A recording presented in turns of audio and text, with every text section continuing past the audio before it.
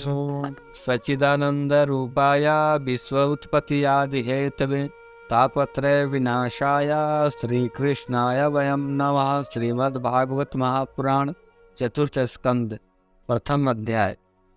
मैत्रेय जी बोले, हे विदुर जी, अब संसार की सृष्टि का वृत्तांत सुनिए। ब्रह्मा जी से मरीच नामक एक पुत्र उत्पन्न हुआ। मरीचि से कश्यप एवं कला नामक 2 पुत्र हुए। फिर उनके संतानें हुई। राजा मनु ने देवहूति आदि 3 कन्याएं और उतानपाद तथा प्रिवत नामक 2 पुत्र हुए। देवहूति का विवाह कर्दम ऋषि के संग हुआ था, जिनके यहाँ कपिलदेव जी ने अवतार लिया। उसका वर्णन मैं तुमसे पहले ही कर चुका हूँ। अब तुम मनु की शेष दोनों कन्याओं की कथा सुनो। मनु ने अपनी दोनों पुत्रियों में से एक का विवाह दक्ष प्रजापति और दूसरी का रुचि प्रजापति के साथ कर दिया। जो कन्या रुचि प्रजापति को ब्याही थी, उसके गर्भ से अत्रि नामक पुत्र उत्पन्न हुआ। अत्रि के 3 पुत्र हुए। हे विदुर जी, ब्रह्मा जी द्वारा सृष्टि रचना का आदेश पाने के बाद अत्रि ने अपने हृदय में यह प्रत्याश मेरे पुत्रों से भी सृष्टि की रचना होगी, इसलिए मुझे प्रथम ही परमेश्वर जी तपस्या करनी चाहिए, जिससे कि मेरे पुत्र धर्मात्मा हो। ऐसा सोचकर अत्रि मुनि ने अपनी स्त्री अनसुईया के सहित तप करना प्रारंभ कर दिया। इन्हें दोनों किसी देवता का नाम न लेकर केवल कर्ता कहकर तप करते रहे। जब तप करते करते 100 वर्ष बीत गए, तब ब्रह्मा, विष्णु और महादेव जी इन तीनों देवताओं ने आकर अत्रि मुनि को दर्शन दिए। उस समय मुनि ने तीनों देवताओं को अपने सामने देखकर कहा, हे प्रभु, मैंने तो केवल एक देवता का तप किया था, फिर आप तीनों ने किस कारण दर्शन दिया? मैं अपने मनो इच्छा को किससे प्रकट करूं? अत्रि मुनि के वचन सुनकर विष्णु ने उत्तर दिया, हे मुनि, तुम तपस्या करते समय केवल कर्ता नाम लेते थे। हम तीनों ही देवता कर्ता हैं। हम में से प्रत्येक के एक कार्य, उत्पत्ति, स्थिति और प्रलय बांट रखा है। हम लोगों का जन्म आदि ज्योति निरंकार प्रभु की महिमा से हुआ है। वे निर्गुण निराकार प्रभु किसी को अपना दर्शन नहीं देते हैं और ना उन्हें कोई देख ही सकता है। उनकी आज्ञा से ही हम तीनों संसार का संचालन करते हैं। अब तुम जो चाहो सो हमसे मांग लो। अत्रि मुनि दंडवत करते हुए बोले, हे प्रभु, मैं भाग्यवान एवं धर्मात्मा पुत्र चाहता हूँ। अत्रि मुनि की इच्छा अनुसार वरदान देकर तीनों देवता अपने अपने लोक को चले गए। तदंतर अत्रि मुनि को विष्णु भगवान की कृपा से दत्तात्रेय, शंकर जी के आशीर्वाद से दुर्वासा एवं ब्रह्मा जी के वरदान से चंद्रमा नामक 3 पुत्र उत्पन्न हुए। इन तीनों में दुर्वासा क्रोधी स्वरूप तथा आंखें खोले हुए उत्पन्न हुए। इनके भी अनेक संतानों की उत्पत्ति हुई। इतनी कथा सुनकर मैत्रेय जी बोले, हे विदुर जी, स्वयंभव मनु की दूसरी कन्या का यह वृत्तांत मैंने तुम्हें सुनाया। अब तुम तीसरी कन्या जो दक्ष प्रजापति को ब्याही थी, उसका हाल सुनो। दक्ष प्रजापति द्वारा उसके गर्भ से 8 कन्याओं की उत्पत्ति हुई। उनमें सती नाम की कन्या का विवाह शंकर जी से हुआ। विदुर ने यह कथा सुनने के बाद मैत्रेय जी से पूछा, हे महात्मन, सती ने अपना शरीर कैसे त्यागा, उसका वर्णन कीजिए। मैत्रेय जी बोले, सती से विवाह होने के उपरांत एक दिन शंकर जी बहुत से देवताओं तथा ऋषि मुनियों समेत पितामह ब्रह्मा जी की सभा में बैठे थे। उसी समय वहां दक्ष प्रजापति भी आ गए। सब लोगों ने उठकर उन्हें बड़ा सम्मान करके बैठाया, परंतु शिव जी उस समय नारायण जी का ध्यान में अपने नेत्र बंद किए हुए बैठे थे। इसलिए दक्ष प्रजापति के आने पर शिव जी ने उनका सम्मान नहीं किया। उस समय शिव जी का ऐसा भद्र व्यवहार देखकर दक्ष प्रजापति बड़े क्रोधित होकर कहने लगे, लोग इनको विवेकशील, तपस्वी तथा सत्यवान कहते हैं, यह बात झूठ है। देवताओं ने वृथा इनका नाम महादेव रख दिया है। मुझसे बड़ी गलती हुई जो ब्रह्मा जी के कहने से मैंने अपनी कन्या का विवाह इनके साथ कर दिया। मेरी पुत्री से विवाह होने के कारण ही इनकी प्रतिष्ठा बढ़ गई है। देखो, इन्हें कितना अहंकार है कि मेरे दामाद होते हुए भी इन्होंने मेरे लिए प्रणाम नहीं किया। मैंने बड़ी भूल की जो अपनी कन्या को इनको ब्याह दी। यह वैसा ही काज बन गया जैसे किसी शूद्र को कोई व्यक्ति वेद की शिक्षा दे देता है। इस तरह बहुत से दुर्वचन कहने के बाद दक्ष प्रजापति ने उसी सभा में खड़े होकर ब्रह्मादिक देवताओं तथा ऋषि मुनियों के सामने महादेव जी को श्राप दिया कि आज से किसी भी यज्ञ में इन्हें भाग न मिले। दक्ष प्रजापति का श्राप सुनकर शंकर जी ने कुछ भी उत्तर नहीं दिया। वे उसी प्रकार श्री नारायण भगवान के ध्यान में बैठे रहे।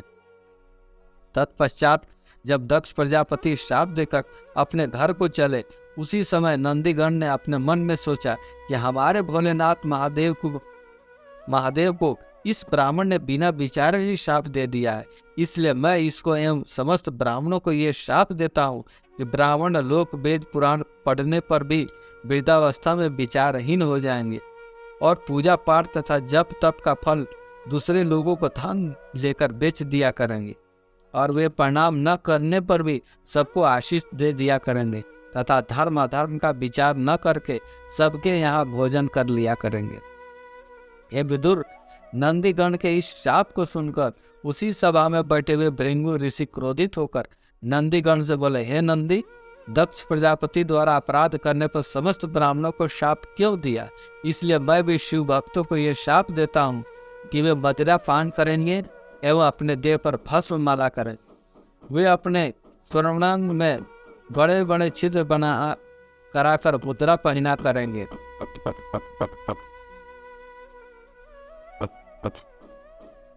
और पूजा पाठ आदि का कोई फल उनको नहीं मिलेगा। इस प्रकार शाप दिए जाने के पश्चात तब दक्ष प्रजापति ने घर जाकर अपने हृदय में यह सोचा कि मैंने देवताओं और ब्राह्मणों की सभा में ऐसा शाप दिया है कि शिव जी को यज्ञ में भाग न दिया जाए, इसलिए इस कार्य का प्रारंभ पहले मुझे ही करना चाहिए। जब मैं अपने यहाँ यज्ञ करके सब देवताओं, ऋषि मुनि और ब्राह्मणों को बुलाऊंगा और शंकर जी को यज्ञ में भाग न दूंगा तो उनका बड़ा अनादर होगा। अतः मेरे इस कृत्य को देखकर फिर कोई भी मनुष्य अपने यज्ञ में शंकर को भाग न देगा। ऐसा दृढ़ विचार करके दक्ष प्रजापति ने सब देवताओं, दैत्यों, ब्राह्मणों और ऋषि मुनियों को निमंत्रण भेजकर यज्ञ की तैयारी की। मैत्रेय जी बोले, हे विदुर जी, दक्ष प्रजापति के निमंत्रण भेजने पर समस्त देवता, दैत्य, ऋषि मुनि, ब्राह्मण, गंधर्व, किन्नर इत्यादि अपनी अपनी स्त्रियों के सहित सुंदर वस्त्रों से सुसज्जित होकर अपने अपने विमानों पर बैठ गाते बजाते हुए उस यज्ञ में भाग लेने के लिए चले। तभी उनके विमानों की गनगनाहट सुनकर सती ने शंकर जी के गणों से पूछा, हे शिव गणों, यह आकाश मार्ग में कैसी भीड़ भाड़ दिखाई दे रही है? उनके पूछे जाने पर गणों ने उत्तर दिया, हे माता, आपके पिता दक्ष प्रजापति ने यज्ञ रचाया है। उसी यज्ञ में भाग लेने के लिए सब देवता, ऋषि मुनि अपनी अपनी स्त्रियों सहित जा रहे हैं।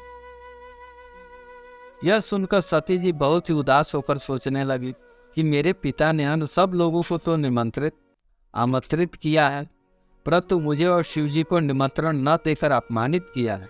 तत्पश्चात सती ने मन में विचार किया कि शायद कार्य में अधिक व्यस्त रहने के कारण ही हमें बुलाना भूल गए हो, इसलिए माता पिता, गुरु तथा मित्र के यहाँ बिना बुलाए जाने में कोई दोष नहीं है। ऐसा विचार कर सती ने महादेव जी से कहा, हे नाथ, मेरे पिता के यज्ञ में सभी देवता अपनी अपनी पत्नियों के साथ पधार रहे हैं। वे शायद अधिक कार्य व्यस्त रहने के कारण हमें बुलाना भूल गए। वे मेरे पिता हैं, इसलिए उनके यहाँ बिना आमंत्रित किए जाने में हमें कोई दोष नहीं है। वहाँ मेरी सभी बहनें अपने अपने स्वामियों के साथ आएंगी। मेरे मन में बहुत वर्षों से यह अभिलाषा थी कि जब कभी मेरे पिता के यहाँ कोई महोत्सव होगा तब मैं भी वहाँ आपके साथ जाऊंगी। इसलिए इस अवसर पर आप कृपा करके मुझे साथ लेकर चले तो मेरी इच्छा पूर्ण हो जाए। सती की ऐसी विनम्र प्रार्थना सुनकर महादेव जी ने उन्हें दक्ष प्रजापति से अपनी शत्रुता का सारा हाल सुनाते हुए कहा, हे सती, तुम्हारे पिता मुझसे बैर मांगते हैं, इसलिए यदि हम बिना आग्रह किए वहाँ गए और उन्होंने मुझसे कुछ कटु वचन कह दिए तो फिर अच्छा नहीं होगा, क्योंकि अन्य शास्त्रों के घाव तो मरहम से भर जाते हैं, किंतु दुर्वचन रूपी शास्त्रों का घाव जब हृदय में हो जाता है तो उसका इलाज होना दुर्लभ हो जाता है। इसलिए हम तुम्हारे पिता के यहाँ यज्ञ में नहीं जा सकते। जब महादेव जी ने दक्ष प्रजापति के यज्ञ में चलना स्वीकार न किया तब सती ने पुनः उनसे विनम्र पूर्वक कहा, हे नाथ, यदि आप न चले तो मुझे अवश्य जाने की आज्ञा दे दीजिए, क्योंकि मुझे अपने माता पिता के यहाँ बिना आमंत्रित किए जाने में भी कोई दोष नहीं है। तब शिव जी ने सती से कहा, हे प्रिय, तुम्हारे पिता इस समय अपने धन तथा राज के मद में डूबे हुए, इसलिए वे तुम्हारा भी सम्मान नहीं कर सकेंगे। इसे देखकर तुमको बहुत कष्ट होगा और हमको भी क्रोध उत्पन्न हो जाएगा। अतः तुम्हारा उनके यहाँ जाना किसी भी तरह ठीक नहीं रहेगा। इस प्रकार महादेव जी के समझाने पर भी सती को ज्ञान उत्पन्न न हुआ और वे पुनः हाथ जोड़कर कहने लगी, हे प्राणपति, मेरे वहाँ न जाने पर मेरी अन्य 7 बहनों के आगे मेरा निरादर होगा। वे सदा मुझको लज्जित करती रहेगी, अतः मेरा वहाँ पहुँचना बहुत ही आवश्यक है। इसलिए आप मुझे शीघ्र ही आज्ञा प्रदान कीजिए। सती का ऐसे हठपूर्वक वचन सुनकर महादेव जी ने हृदय में सोचा कि सती ने आज तक कोई भी काम बिना मेरी इच्छा के नहीं किया, परंतु आज बहुत हट कर रही है। इससे मालूम पड़ता है कि वहाँ जाने पर इसकी भलाई नहीं है। महादेव जी ने इसे हरी इच्छा समझकर सती के लिए कहा, जो तुम्हारी इच्छा हो सो करो। शेष अगले अंक में। जय जय श्री राधे, जय जय श्री राधे, जय जय श्री राधे।